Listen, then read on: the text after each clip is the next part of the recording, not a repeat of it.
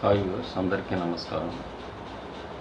నేను ఈరోజు ఈ వీడియో ద్వారా దేవుని ప్రేమ ఎలా ఉంటుంది అనే విషయాన్ని నేను చెప్తాను. వాస్తవానికి దేవుడు ప్రేమస్వరూపిని మనందరికీ తెలుసు. ప్రతి మనిషిలోనూ కూడా అనేక రకాలైనటువంటి భావాలు ఉన్నాయి. ఆ భావాల్లో ప్రేమ అనేది అత్యంత శ్రేష్టమైనటువంటి భావం. ఇది మరణం కంటే కూడా బలమైందని మనం అప్పుడప్పుడు వింటూ ఉంటాం. అయితే దేవుడు కొన్ని కోటాను కోట్ల సంవత్సరాల క్రితమే ఈ యొక్క విశ్వాన్ని సృష్టించాడు. ఈ ఎన్ని కోట్ల సంవత్సరాల క్రితం సృష్టించాడు అనేది మనకు స్పష్టంగా తెలియదు, కానీ అనాది కాలంలోనే దేవుడు ఈ సృష్టిని చేశాడు. అందులో భాగంగా భూమి కూడా ఒక విశ్వంలోనే ఒక గ్రహం. మన సూర్య కుటుంబంలో ఇలాంటి సూర్య కుటుంబాలు ఎన్నో ఉన్నాయి. ప్రతి నక్షత్రం కూడా ఒక సూర్యుడే. ప్రతి సూర్యుడికి గ్రహాలు ఉన్నాయి. అలాగే మన సూర్యుడికి చుట్టూ ఉన్నటువంటి గ్రహాల్లో భూమి అనేది ఒకటి. భూమి కొన్ని లక్షల సంవత్సరాల క్రితమే, కొన్ని కోట్ల సంవత్సరాల క్రితం ఆవిర్భవించి ఉండొచ్చు, కానీ మనిషి ఆవిర్భవించి భూమి మీద కొంతమంది బైబిల్ పండితుల ప్రకారం దాదాపు 6000 సంవత్సరాలే.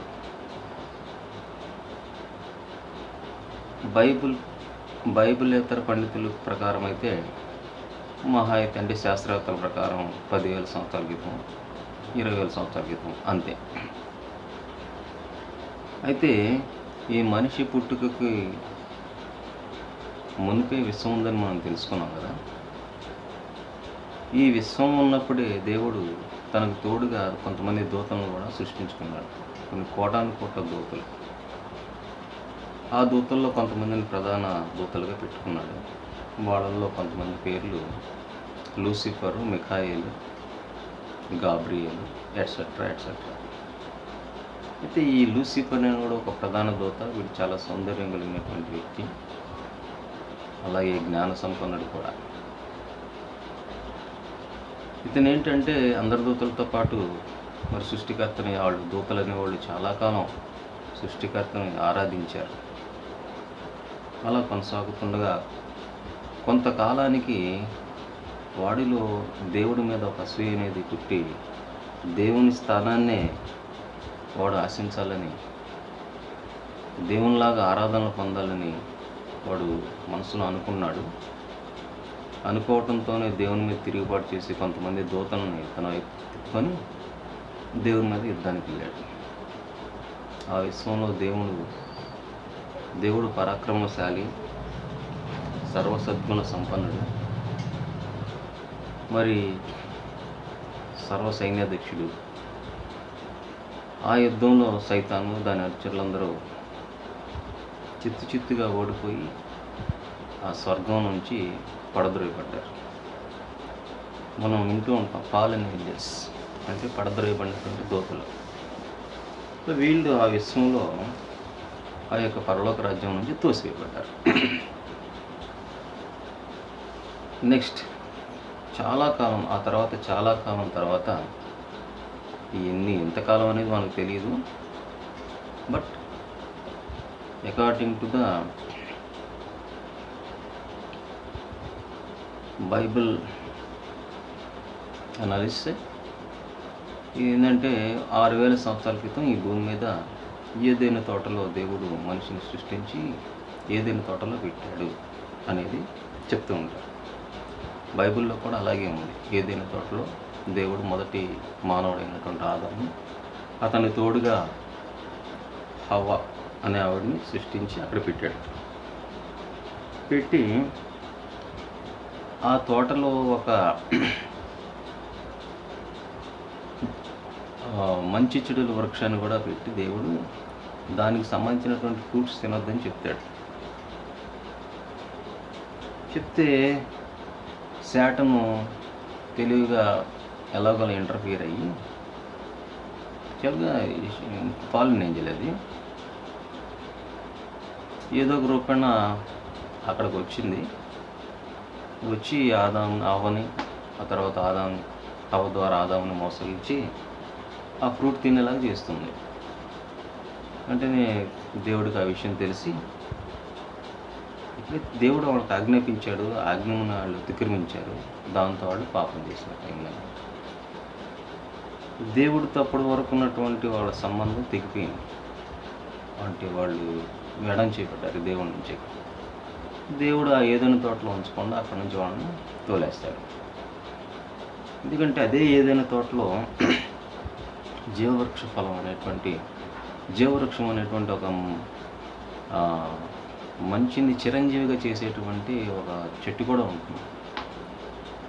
ఒకవేళ ఎప్పుడైనా ఈ చెట్లు ఫలాన్ని తిని మనిషి చిరంజీవి అయిపోతాడేమో అని వెంటనే దేవుడు ఏం చేస్తాడంటే అక్కడి నుంచి తోలేసి ఆ తోటకి చుట్టూతా దూతలను కాపలా పెట్టేస్తాడు. ఇక అప్పటి నుంచి స్టార్ట్ అయింది మనిషి యొక్క ప్రస్థానం ఈ భూమి మీద. ఒంటరి బ్రతుకు, దేవుని సహవాసం లేకుండా. బట్ దేవుడు కనికర సంపన్నుడు కాబట్టి ఆయన ఏదో రకంగా తనకు సహాయం చేస్తూనే వచ్చాడు. బట్ పాపం అయితే జరిగిపోయింది ఈ యొక్క ఆదాము ద్వారా. ఇప్పుడు ఈ పాపాన్ని పరిహరించాలి అని అంటే దేవుని లెక్కల ప్రకారం ఒక పాపరహితుడైనటువంటి వ్యక్తి చనిపోవాలి, రక్తం చిందించాలి. అప్పుడే ఆ పాపానికి ప్రాయశ్చిత్తం అన్నమాట. సో ఈ ప్రపంచంలో పాపం లేనివాడు అంటూ ఎవడు లేడు కాబట్టి ఇక నేనే ఆ పాపానికి ప్రాయశ్చిత్తం చేస్తానని దేవుడు తన ప్రణాళికలో నిర్ణయించుకున్నాడు. సో చూడండి, బైబిల్ అనేటువంటి ఈ గ్రంథంలో మొత్తం 66 పుస్తకాలు ఉంటాయి. ఇది 2 భాగాలుగా ఉంటుంది బైబిల్ అనేది.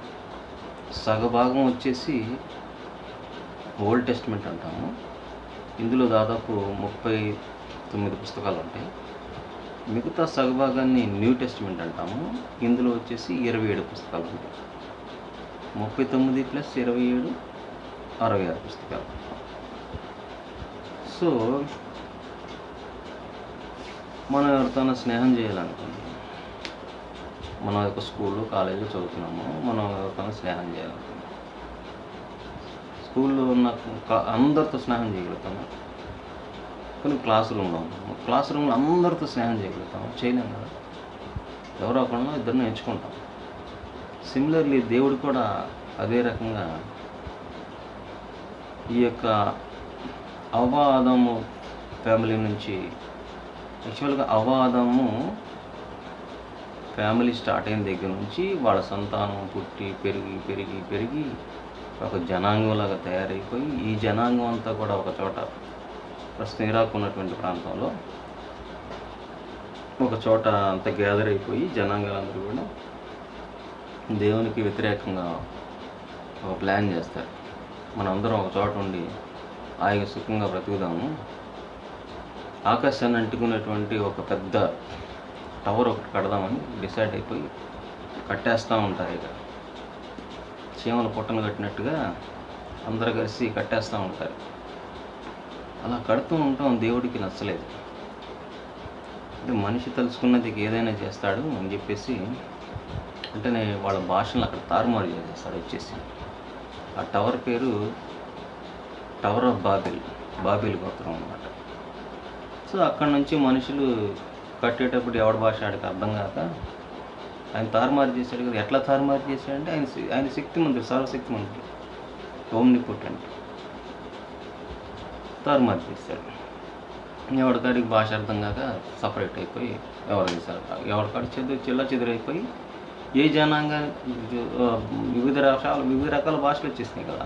ఆ జనాంగాలందరూ కూడా అటు ఇటు చెల్ల చెదురైపోయి రకరకాల చోట ప్రాంతాల్లో నివసించడం మొదలుపెట్టారు. ఇప్పుడు మనం చూస్తున్నాం, ఒకప్పుడు ఈ భూమి అంతా కూడా ఒకే కాంటినెంట్గా ఉండేదంట.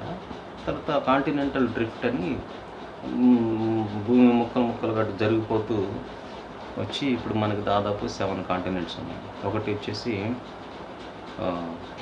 మంచు కాంటినెంటు, మిగతా 6 కూడాను for example Asia, Africa, Europe, Australia, మరి ఉత్తర అమెరికా, దక్షిణ అమెరికా, ఇట్లా మొత్తం 6 కాంటినెంట్స్ అన్నమాట. మనం చూస్తున్నాం రకరకాల జనాంగాలు, ప్రపంచం అంతా రకరకాల జనాంగాలు ఉన్నారు ఈరోజు. సో వీళ్ళంట్లో అట్లా డెవలప్ అవుతూ ఉంటుంటే దేవుడు స్నేహం చేయాలనుకొని ఏం చేస్తాడంటే, ఇప్పుడు మనం ప్రజెంట్గా మనకి ఇస్రాయెల్ కంట్రీ ఉంది, ఏషియాలో ఇస్రాయెల్ కంట్రీ ఉంది. ఆ జనాంగాన్ని ఆయన ఆ జనాంగంతో స్నేహం చేయాలని ఆశపడ్డాడు, వాళ్ళతో స్నేహం చేశాడు. నేను ఆల్రెడీ మీకు చెప్పాను, బైబిల్లో హాఫ్ ఆఫ్ ది పార్ట్ వచ్చేసి old testament, half of the part వచ్చేసి న్యూ టెస్టిమెంట్. ఈ ఓల్డ్ టెస్టిమెంట్ కాలం ఎంతంటే దాదాపు 4000 సంవత్సరాల నిడిగి ఆ ఓల్డ్ టెస్టిమెంట్లో ఉన్నటువంటి విషయాలన్నీ జరిగినాయి. ఈ ఓల్డ్ టెస్టిమెంట్లో దేవుడు ఆ ఇశ్రాయేల్ ప్రజలతో ఉండి వాళ్ళకి తన గురించి కనబరుచుకొని వాళ్ళకి కొన్ని నియమాలు, నిబంధనలు, ఆచారాలు, పండుగలు, మరి నీతి సూత్రాలు, ఆజ్ఞలు అలాంటివన్నీ ఇచ్చుకుంటూ వచ్చాడు. ఆయనే రాజుగా ఉంటూ, లేదా వాళ్ళు కోరినప్పుడు వాళ్ళల్లోనే కొంతమందిని రాజులుగాను నియమించి, అలాగా 4000 years వాళ్ళతో స్నేహంగా ఉంటూ తన గురించి తెలియజేసుకుంటూ వచ్చాడనమాట. అయితే వీళ్ళందరూ ఏం చేశారంటే, ఈ తర్వాత మిగతా జనాంగం అందరికి కూడా ఫలానా ఇజ్రాయేల్ దేవుడే దేవుడు అనే విషయాన్ని ఆ రోజుల్లోనే దేవుడు తెలియజేశాడు. చాలామంది తెలియజేశాడు. తెలుసుకున్న వాళ్ళు కొంతమంది ఇశ్రాయేల్ దేవుడిని నమ్ముకున్నారు, కొంతమంది నమ్మలేదు. మ్యాక్సిమం చాలామంది నమ్మలేదు. అవి ఇతర జనాంగాలందరూ కూడా, ఇశ్రాయేల్ కాకుండా ఇతర జనాంగాలు ఎవరు కూడా దేవుణ్ణి మ్యాక్సిమం నమ్మలేదు. వీళ్ళు ఏంటంటే వాళ్ళకి స్వతహాగా వాళ్ళ దేవుణ్ణి కల్పించుకోవడం, కథలు, రకరకాల కథలు, ఇతిహాసాలు, గాథలు అన్నీ రాసుకోవడం, చెట్టుల్ని, పుట్టల్ని, పాముల్ని, జంతువుల్ని, పక్షుల్ని, అలాగే సెలెస్టియల్ బాడీస్, విశ్వంలో ఉన్నటువంటి నక్షత్రాలని, గ్రహాలని, వాటిని ఆరాధించడం మొదలుపెట్టారు. వాళ్ళ గ్రంథాల్లో అలాగే సీజన్స్, ఋతువుల్ని, కాలాలని, వీటికి కూడా దేవుడిని పెట్టుకున్నారు. సూర్యుడి దేవుడు, చంద్రుడి దేవుడు, మరి పాము దేవుడు, మరి చూస్తూ ఉంటే చెట్టు దేవుడు, పుట్ట దేవుడు, వసంత ఋతువు దేవుడు, ప్రేమ దేవత, యుద్ధం దేవత, ఇట్లాగా రకరకాలుగా దేవునిలో ఉన్నవాడిదే దేవుడు సత్యమైనటువంటి దేవుడు ఎవడో తెలుసుకొని ముందుకెళ్ళారు. దేవునిలో లేని వాళ్ళందరూ కూడా, నేను ఆల్రెడీ చెప్పే కదా మీకు, సాటాన్ అనేవాడు లూసిఫర్. ప్రపంచ జనాంగం అందట్లో కూడా కొన్ని మైండ్స్ అన్నీ కూడా they are guided by God, and some other minds are the rest of the minds are guided by Satan. ఈ సాటన్ అంటే వాడు మీకు ఆల్రెడీ ముందే చెప్పాను, సాటన్ అనేవాడు ఎప్పుడు కూడా వాడికి దేవుడు అంటే ఇష్టం ఉండదు. ఎవడు దేవుణ్ణి నమ్ముకోవటానికి ఇష్టపడ్డు వాడికే వాడు ఆరాధన పొందాలని ఆశపడతాడు. వీళ్ళందరినీ కూడా ఎట్లయినా మోసం చేసి ఆరాధింపబడటానికి వాడు రకరకాల ప్లాన్లు చేసేసుకున్నాడు. నో డౌట్ అబౌట్ ఇట్, సందేహం లేదన్నమాట. ఇప్పటికి కూడా అదే జరుగుతుంది. మరి దేవుడు ఏం చేశాడంటే, తన ప్రణాళికలో ఓల్డ్ టెస్టిమెంట్ కాలం అంతట్లో కూడా ఆ ఇశ్రాయేలీయులతో ఉంటూ వాళ్ళకి అక్కడక్కడ కొన్ని పుస్తకాలు, అంటే వాళ్ళ కొంతమంది ప్రవక్తలుగా నియమించుకొని వాళ్ళ చేత వాళ్ళకి ఆజ్ఞలు ఇస్తూ, ఆ ప్రవక్తల ద్వారా నేను భవిష్యత్తులో, ఎందుకంటే మరి పాప పరిహారార్థం పాపం లేనివాడు చనిపోవాలి కదా, ఎందుకు తనే పుట్టాలనుకున్నాడు కదా. అందుకని చెప్పేసి ఓల్డ్ టెస్టిమెంట్లో ఆ 4000 సంవత్సరాల్లో నేను పలానా టైంలో పలానా చోట పలానా కన్యక గర్భాన నేను పుడతాను అనేసి ముందే చెప్పుకుంటూ వచ్చాడు. 4000 ఇయర్స్ అయిపోయింది. అది బీసీ అనమాట, బిఫోర్ క్రైస్ట్. ఇక తర్వాత after Christ or from the time of the Christ, క్రీస్తు శకం 1 ఆ శతాబ్దాల్లో జీసస్ క్రైస్ట్ పుట్టాడు కన్యమరి గర్భాన బెత్లెహేంలో, ఇజ్రాయెల్ కంట్రీలో. సో అక్కడి నుంచి కూడా ఇప్పుడు దాకా క్రీస్తు శకం 1 నుంచి ఇప్పటి వరకు దాదాపు 2020 సంవత్సరాలు గడిచినాయి మనకి. ఈ 2020 సంవత్సరాలు ఫస్ట్ నుంచి క్రీస్తు శకం 1 నుంచి క్రీస్తు శకం 33.5 సంవత్సరాల వరకు జీసస్ క్రైస్ట్ ఈ భూమి మీద ఏషియా కంట్రీలో, ఈ ఏషియన్ కాంటినెంట్లో, ఇజ్రాయెల్ కంట్రీలో తన మనుగడ సాగించాడు. దైవ కుమారుడిగా పుట్టాడు. దేవుడే మనుష్య రూపంలో పుట్టాడు అన్నమాట. ఆయనకు ముందే తెలుసు తన పాప పరిహారార్థం చనిపోవాలని తెలుసు కాబట్టి పుట్టాడు, చనిపోయాడు, సిలువకు అప్పగింపబడ్డాడు, రక్తం కార్చాడు, ఆ సిలువలోనే మరణించి చనిపోయిన 3వ దినం మృతుల నుంచి లేచాడు. ఎందుకంటే ఆయన దేవుడు కదా, ఆయన ప్రాణం పెట్టుకోగలడు, ప్రాణం తీసుకోగలడు. అలా ఏ వ్యక్తి ఇప్పుడు ప్రపంచంలో ఎంతోమంది ఉన్నారు, ఎంతోమంది మత గురువులు ఉన్నారు, దేవుళ్ళని పడేవాళ్ళు ఉన్నారు, సత్పురుషులు ఉన్నారు, అందరూ కూడా చనిపోయారు, బాబాలు ఉన్నారు, ఇంకా గొప్ప గొప్ప వ్యక్తులు ఉన్నారు, తాత్వికులు ఉన్నారు, చనిపోయారు కానీ ఎవడూ బ్రతకలేరు. చనిపోవటం అంతే. సమాధులు కూడా ఉన్నాయి ఎప్పటి వరకు కాదు. జీసస్ సమాధి ఉంది కానీ ఆయన లేడు. ఎందుకంటే ఆయన లేపబడ్డాడని ఆ రోజుల్లో అప్పుడు దూతలే తెలియజేశారు వచ్చి. సో మనకి ఇదంతా బైబిల్ చదివితే మీకు అర్థమవుతుంది. బైబిల్ ఇప్పుడు క్రీస్తు శకం 1 నుంచి ఇప్పుడు 2020 ఇయర్స్ అన్నారు కదా. అయితే జీసస్ క్రైస్ట్ అప్పటి నుంచి ఒక 33 ఇయర్స్ వరకు సేవ చేసి చనిపోయారు. ఆ సువార్తనంతా తన సేవలో తను చనిపోయే ముందు తనకి శిష్యులకి, వాళ్ళ అపోస్తలు అన్నాం మనం, వాళ్ళకి ఆ భారాన్ని అప్పగించేసి ఆయన ఆరోహణంగా వెళ్ళిపోతాడు. అప్పటి నుంచి కూడా పాపం మరి ఆయన భక్తులు, ఆ అపోస్తలులు సువార్తను ప్రకటిస్తూ శిష్యుని వాళ్ళు కూడా శిష్యుని ఏర్పరచుకుంటూ అప్పటి నుంచి కూడా సర్వలోకానికి వెళ్ళి దేవుడు వాళ్ళకి సువార్త ప్రకటించమని చెప్పాడు. ఒకప్పుడేమో ఓల్డ్ టెస్టిమెంట్లో ఉన్న దేవుడి పేరు యెహోవా, న్యూ టెస్టిమెంట్లో ఉన్న దేవుడి పేరు జీసస్ క్రైస్ట్. ఆ యెహోవాని జీసస్ క్రైస్ట్గా పుడతానని ఓల్డ్ టెస్టిమెంట్లో చెప్పుకున్నట్టుగా న్యూ టెస్టిమెంట్లో పుట్టాడు. మరి అది ఓల్డ్ టెస్టిమెంట్ ఎందుకైంది, ఇది న్యూ టెస్టిమెంట్ ఎందుకైందనంటే ఆయన కొన్ని మార్పులు చేసుకుంటూ వచ్చాడు. కాలానుగుణంగా, పరిస్థితులకు అనుగుణంగా ఆయన కొన్ని మార్పులు చేసుకుంటూ వచ్చాడు. అందువల్ల ఇది న్యూ టెస్టిమెంట్ అయింది. అప్పట్లో ఆయన కేవలం ఇశ్రాయేలీనే ప్రేమించాడు.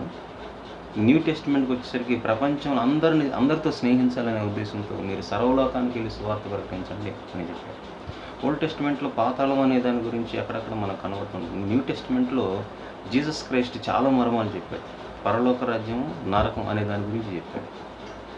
ఆ నరకంలో తప్పు చేసినవాడు ఎట్లాగా బాధలు పడుతూ ఉంటాడు, వాడి బంధువుల గురించి వాడు ఎంత వేదన పడుతూ ఉంటాడు, అవన్నీ కూడా ఇంక చోట దేవుడు స్పష్టంగా చెప్తాడు. నేనే మార్గము, సత్యము, జీవం అని కూడా చెప్తాడు. నేనే మార్గము, సత్యము, జీవము అని కూడా చెప్తాడు. నా ద్వారా తప్ప తండ్రి వద్దకు ఎవడు రాలేడని చెప్తాడు. నేను వెళ్ళే చోటుకి మీరు రాలేరని చెప్తాడు. నేను వెళ్ళి మీకు స్థలం సిద్ధపరచడానికి వెళుతున్నాను, నా తండ్రి అంటే అనేక నివాసములు కలవు, మీకు స్థలాన్ని సిద్ధపరచడానికి నేను వెళ్తున్నానని కూడా చెప్తాడు. So all these points make us clear one point. Jesus is the only God. Jesus is the only way, the truth and the life. వే అంటే దేవుని దగ్గరికి చేరడానికి మార్గం. సత్యం అంటే, ట్రూత్ అంటే ఆయనే దేవుడు అనేది సత్యం. లైఫ్ అంటే ఆయనే జీవం. చనిపోయినా కానీ మళ్ళీ బతికి లేస్తాడు. ఆయన ఉన్నప్పుడే చాలామందిని బ్రతికించాడు కూడా. చచ్చిపోయిన వాళ్ళు చాలామంది బ్రతికించాడు. అలా చచ్చిపోయిన వాళ్ళు బ్రతికించినాడు ఎవడో లేడు లోకంలో. ఏ దేవుడు అనబడేవాడు ఎవడో చేయలేదు. అసలు ఆ కథల్లో రాసుకున్న వాటికి ఎలాంటి ప్రూఫ్స్ కూడా లేవు. కానీ ఈయనకి ప్రూఫ్స్ మటుకు చాలా ఉండదు, చాలా ఉండేది. సో అలాగా మరి దేవుడు అందరినీ స్నేహించడం మొదలుపెట్టాడు. ఇప్పటికీ చాలామందికి చెప్తున్నారు సువార్త, ఎవడో నమ్మటం లేదు. నమ్మిన వాళ్ళు నమ్ముతున్నారు, దే ఆర్ బెనిఫిటెడ్. ఒక మాటలో చెప్పాలంటే in brief they are benefited. మిగతా వాళ్ళందరూ కూడా they are losing something, they are losing their life అంతే. ఇప్పుడు ప్రపంచ రాజ్యాలన్నీ కూడా మరి స్వాధీనం చేసుకున్నాడు అలెగ్జాండర్. ఏమైపోయాడు? ఏం అనుభవించకుండా చనిపోయాడు. ఇప్పుడు ఆయన ఆత్మ ఎక్కడుంది? నరకంలోనే ఉంటుంది. ఇది దేవుని తెలుసుకోలేదు కదా. సో కాబట్టి ఒకడు లోకం అంతటిని సంపాదించుకున్న వాడికి ఏమి లాభం? అక్కడ దేవుణ్ణి తెలుసుకోకపోతే. సో కాబట్టి ఏంటంటే మొదటి నుంచి కూడా సువార్త చెప్పబడుతూనే ఉంది. కానీ కొంతమంది మట్టుకు అజ్ఞానంగా మనల్ని ఎవడు చూడొచ్చాడు, మనకి ఎవడు చెప్పొచ్చాడు? అసలు నిజంగా వాస్తవానికి మీరు బైబిల్ గ్రంథాన్ని ఒక పక్కన పెట్టుకోండి, మిగతా ప్రపంచ గ్రంథాలు, మత గ్రంథాలను ఒక పక్కన పెట్టుకోండి, అధ్యయనం చేయండి. ఎలా అధ్యయనం చేస్తారో, గూగుల్ ద్వారా అధ్యయనం చేస్తారో, వికీపీడియా ద్వారా అధ్యయనం చేస్తారో, లేదా బుక్స్ కొనుక్కొని అధ్యయనం చేస్తారో, ఎట్లాగైనా అధ్యయనం చేసి చూడండి. బైబిల్లో ఉన్నటువంటి దేవుని లక్షణాలు, గుణ లక్షణాలు కానీ, ఆయన చెప్పినటువంటి ప్రిన్సిపల్స్ కానీ, ఆ సూత్రాలు, ఆ యొక్క ఆజ్ఞలు కానీ, వేరే గ్రంథాల్లో ఉన్నటువంటి ఆ నైతిక విలువలు కానీ, ఆ దేవుళ్ళ క్యారెక్టర్లు కానీ, వాళ్ళ యొక్క చేష్టలు కానీ చూస్తూ ఉంటే మీరు చదివితే మీకు అర్థమైపోతుంది. బైబిల్ చదివినవాడు ఎప్పుడైనా సరే ఖచ్చితంగా దేవుణ్ణి అంగీకరిస్తాడు. చదివినవాడు ఖచ్చితంగా అంగీకరిస్తాడు. చదవకోకుండా చదివేశానని చెప్పేవాడు అంగీకరించాడు. చదివినవాడైతే అంగీకరిస్తాడు. చదవకోకుండా చదివేశానని చెప్పేసి అందులో ఏమి లేదంటే వాడు చదవలేదని అర్థం అనమాట. అందులో చాలా ఉంది, బైబిల్లో చాలా విషయాలు ఉన్నాయి. సో అట్లాగా ప్రపంచం అంతా కూడా ఈరోజు ఓన్లీ 2 పవర్స్ ఉన్నాయి నాకు తెలిసినంత. బైబిల్ చెప్తున్నారు. బైబిల్ అందరూ కూడా మీరు చదివితే మీకు ఆ విషయాలు తెలుస్తాయి. ఒకటి power of God and power of evil, అంతే. మంచి శక్తి, చెడు శక్తి. గాడ్ రూలింగ్ కింద ఉన్నవాళ్ళు, గాడ్ ఫియరింగ్ పీపుల్ చాలామంది ఉన్నారు ప్రపంచంలో. మరి శాటన్ ఫియరింగ్ పీపుల్ ఉన్నారు. వాళ్ళకి వీళ్ళకి చాలా డిఫరెన్స్ ఉంది. వాళ్ళకి వీళ్ళకి మధ్య ఎప్పుడు సంఘర్షణే. సత్యానికి అసత్యానికి ఎప్పుడు సంఘర్షణే. నీతికి అవినీతికి ఎప్పుడు సంఘర్షణే. న్యాయానికి అన్యాయానికి ఎప్పుడు సంఘర్షణే. మంచి వాళ్ళకి చెడ్డ వాళ్ళకి ఎప్పుడు సంఘర్షణే ఉంటుంది. మీరు చూసుకోండి ఎక్కడైనా సరే. సో అట్లాగా దేవుడు ప్రేమమయుడు, గాడ్ ఈజ్ లవ్. అందుకనే కదా ఇప్పుడు ప్రపంచంలో అందరిని ఉండనిస్తున్నాడు. మంచివాళ్ళని ఉండనిస్తున్నాడు, చెడ్డవాళ్ళని ఉండనిస్తున్నాడు. మంచివాళ్ళు ఈ లోకంని నిశ్వాసాలు పీలుస్తున్నారు. ఈ లోకంలో ఉన్నటువంటి అద్భుతాలని, అందాలని అన్నిటిని ఆస్వాదిస్తున్నారు, చూస్తున్నారు, హాయిగా చనిపోతున్నారు. అంటే వాళ్ళని ఉండనిస్తున్నాడు, మంచివాళ్ళని ఉండనిస్తున్నాడు, చెడ్డవాళ్ళని ఉండనిస్తున్నాడు, మంచివాళ్ళని ఉండనిస్తున్నాడు. అంటే ఎంత ప్రేమమయ్యాడు దీన్ని బట్టి మనం అర్థం చేసుకోవచ్చు. మనకు ఫ్రీ విల్ ఉంది. ఫ్రీ విల్, స్వయంచిత్వం అన్నమాట. మన ఇష్టం, మనం ఏదైనా చేయొచ్చు. మనం కాదనొచ్చు, అవునొచ్చు. అది మన చేతుల్లోనే ఉంది. అది ఫ్రీ విల్ అన్నమాట. నీ ఇష్టం, నువ్వు ఏదైనా చేయొచ్చు. అది దేవుడు మనిషికి ఇచ్చాడు. ఆ స్వేచ్ఛను మనిషికి ఇచ్చాడు. ఎప్పుడైతే ఆ స్వేచ్ఛ మనిషి నుంచి తీసేయబడుతుందో అప్పుడు తెలుస్తుంది ఎవరికైనా సరే. అది దేవుడిచ్చిన స్వేచ్ఛ. ఇప్పుడు మనిషి మీద మనిషి అధికారంగా ఉండి చలాయిస్తూ కొన్ని కొన్ని చోట్ల ఎంతోమంది ఎన్నో రకాలుగా ఒక మనిషి ఇంకో మనిషి చేత చలాయింపబడుతూ, ఒక మనిషి ఇంకో మనిషి చేత అన్యాయం పొందుతూ ఎంత ఇబ్బంది పడుతూ ఉంటాడో మీరు చాలా రకాల సంఘటనలో వార్తలు వాటిల్లో చూస్తూ ఉంటాం మనం అప్పుడప్పుడు. సో అది చాలా చాలా టెర్రిబుల్ థింగ్ అనమాట. అది ఖండించదగిన విషయం. అందరూ ముక్కుమ్మడిగా వ్యతిరేకించాల్సినటువంటి విషయాలు అన్నమాట ఇవి. అందుకని ప్రపంచంలో మొదటి నుంచి ఇప్పటి వరకు మానవ హక్కుల పోరాటాలు,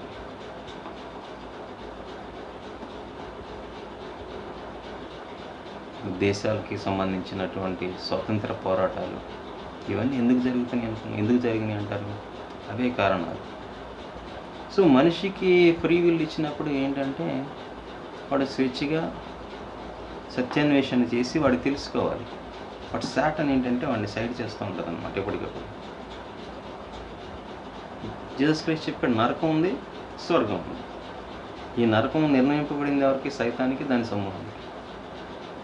ఇది వాళ్ళతో పాటు ఈ మనుషుల్లో చాలామందిని కూడా ఇది తీసుకెళ్ళిపోతుంది. దేవుడు స్వర్గం నరకం అనేది పెట్టకపోతే